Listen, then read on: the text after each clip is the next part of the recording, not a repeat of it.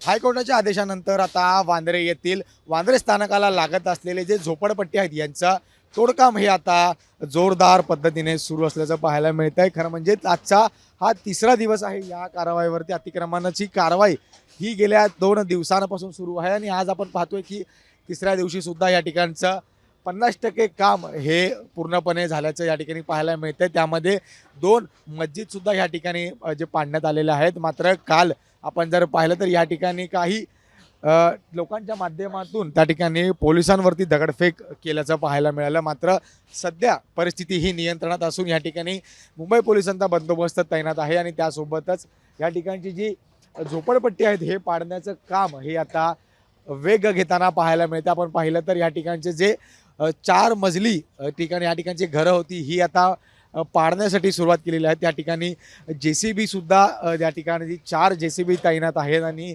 हे काम लवकरात लवकर पूर्ण करण्यासाठी या ठिकाणी आता पश्चिम रेल्वेच्या माध्यमातून या ठिकाणी जे आहे ते काही कंत्राटदार सुद्धा या ठिकाणी वाढवण्यात आल्याचं पाहायला मिळतंय।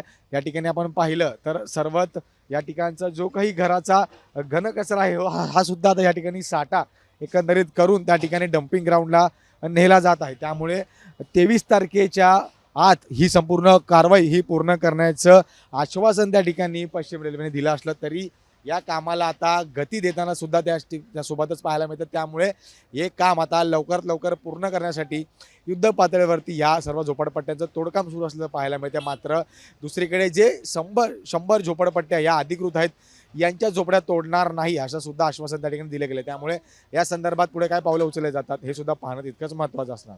व्हिडिओ जर्नलिस्ट मनोज सोलंकीसह मी जय पवार, जय महाराष्ट्र न्यूज, मुंबई।